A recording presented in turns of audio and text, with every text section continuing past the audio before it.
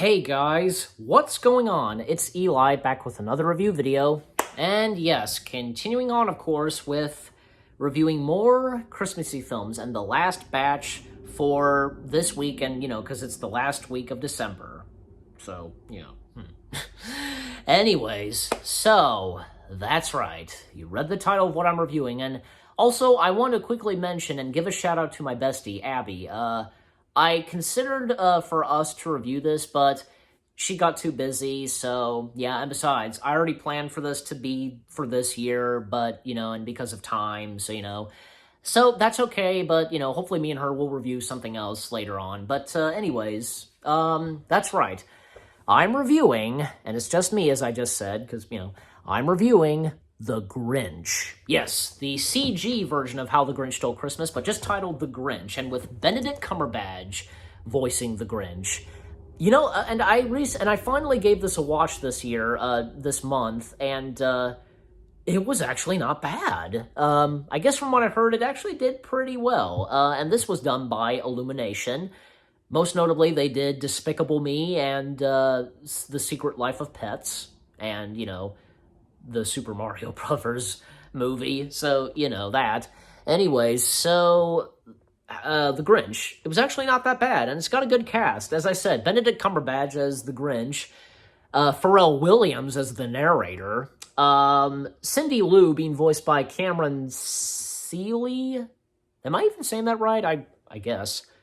Donna Who, I assume, I assume that, yeah, that's Cindy's mother, voiced by Rashida Jones.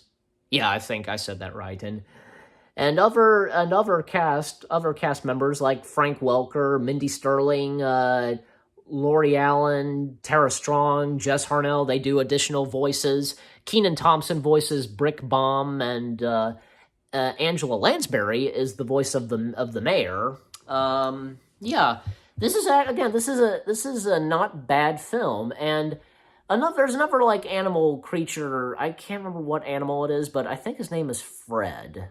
Correct me if I'm right. If it is Fred, who joins the Grinch and Max, and at one point he was going to be the lead reindeer or something, going to be the Grinch's reindeer, but it turns out that, he has a wife and a kid, and of course Grinch can't resist, and he knows he has to do the right thing to let him go and be with his family. So that was sweet and touching.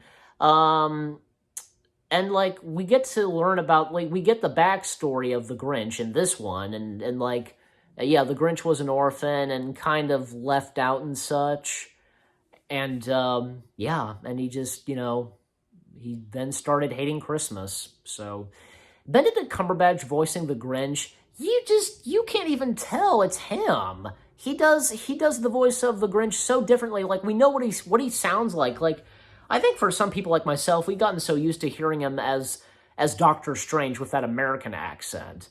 I mean, he's really British, but yeah, it's just, So, from him doing an American accent for Doctor Strange and doing a voice for the Grinch, just, man, I'm telling you, just, he does it so well. And another thing, Cindy Lou's Betrayal in this, very interesting. Her and her friends are trying to capture Santa? Is that what they're doing? Or trying to track him when he would show up at the house? That's my guess.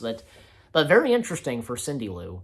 I thought she was this sweet and innocent girl, like what we got in the animated version and in the live-action version. But I probably still in this, but, but with what she's doing. So you know what I'm saying. And this time, okay, Grinch has the Santa suit on and so on, but he has the beard. He never had that, even in, say, the book and the animated version and in the live-action version. But this time he has the beard. I don't know. I guess for this one it kind of fits. So yeah, the music's great. And it's Danny freaking Elfman.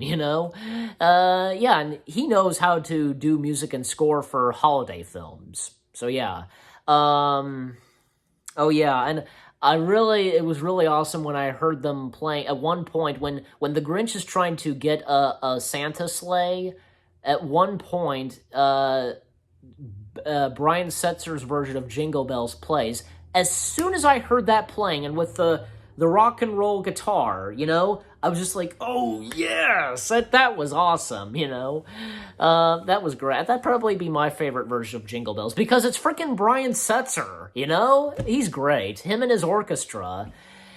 But anyways, and the ending to it is really nice. Grinch, coming clean and forward and telling the Who people that it's his fault and that, he took everything and, he's sorry and he's sorry to Cindy Lou as he looks at her.